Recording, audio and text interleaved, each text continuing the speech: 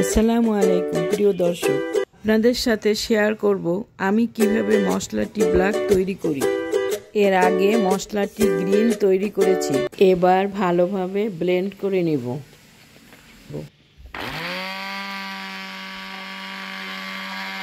সব মশলাগুলো চা পাতার সঙ্গে ভালোভাবে মিশে যাওয়া পর্যন্ত আমি অপেক্ষা করব।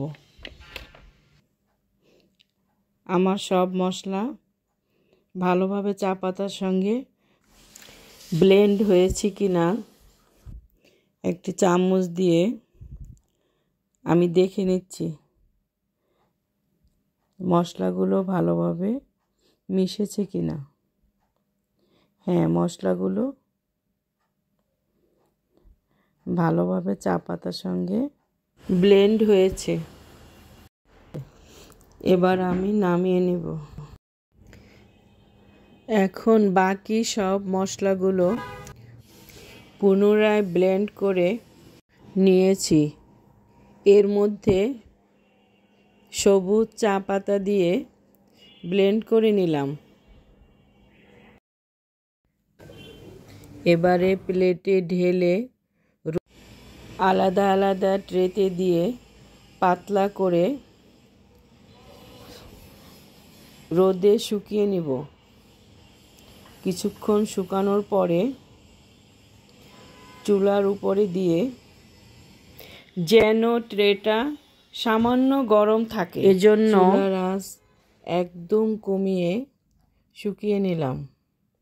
এর মধ্যে 2 টেবিল চামচ আজওয়া খেজুরের বীজের গুঁড়া দিয়ে দিলাম। এটা সৌদি আরব থেকে এনেছি। এটা চায়ের পরিবর্তে খায় ঔষধি হিসাবে। রেডি হয়ে গেল মশলাটি ব্ল্যাক।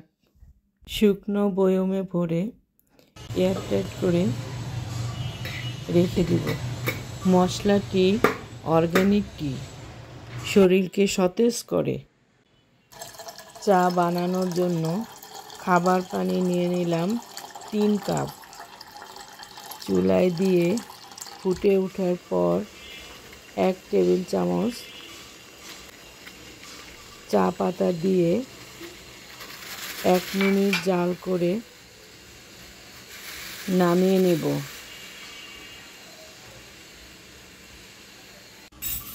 এখন 1 টুকরো লেবু দিয়ে এই চা পান করুন। দীর্ঘ সময় ধরে আর মশলা জাল দিতে হবে না। গ্যাস সাশ্রয় হবে, সময় বাঁচবে।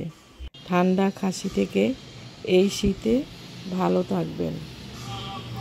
একবার খাওয়ার পরে দ্বিতীয়বার পাতার মধ্যে আবারও গরম পানি দিয়ে জাল করে আরেকবার চা খেতে পারবেন।